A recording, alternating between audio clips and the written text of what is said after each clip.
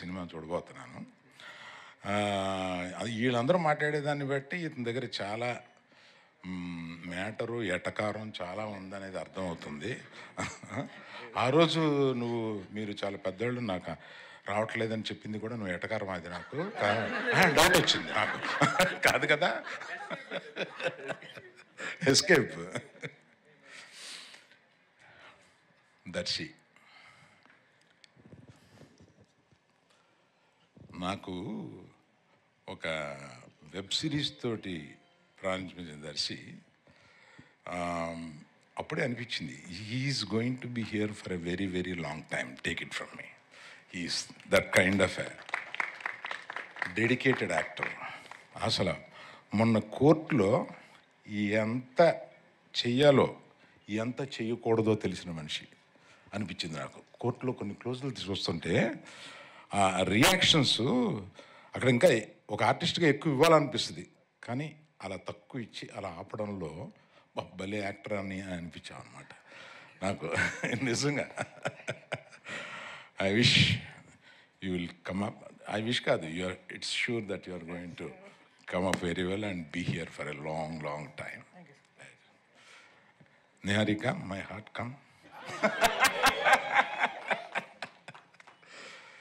నాకు వాసు ఒక 5-6 ఫోటోలు తీసుకొచ్చి, ఏమంటే మేము కొత్తగా అనుకుంటున్నాం కదా, మీరు వినకుండా పారిపోయాడు మన డైరెక్టర్ ఆ సినిమాకి సంబంధించి.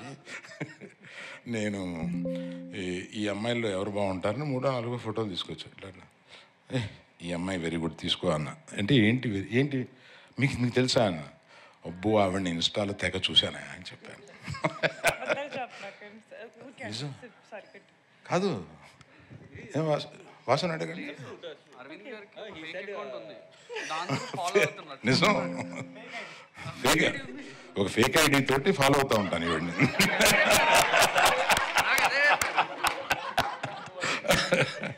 అందుకని ఈమె ఏదైనా చేస్తే నాకు వచ్చేస్తూ ఉంటుంది. వస్తా ఉంటే సార్ పర్సనల్ ఐడియా అని చెప్పండి. తప్పే ఉందయా, మీకు తెలియంది ఏముంది. ఇప్పుడు మా ఐడితో పెట్టుకుంటే వాళ్ళు ఏం చెబుతారు, ఏం కామెంట్లు పెడతారు, అబ్బా వాళ్ళ కామెంట్లు వినలేము, చూడలేము, చదవలేము, అంత దరిద్రంగా పెడతా ఉంటారు వాళ్ళు. అందుకని అది వదిలేసి, నేను ఎవరో తెలీదు కానీ నేను అందరినీ ఫాలో అవుతూ ఉంటాను, అందరినీ చూస్తూ ఉంటాను. అలాగే నీది కూడా చూశాను. అందుకని చూడగానే నాకు నువ్వు చేసిన అన్నీ గుర్తు.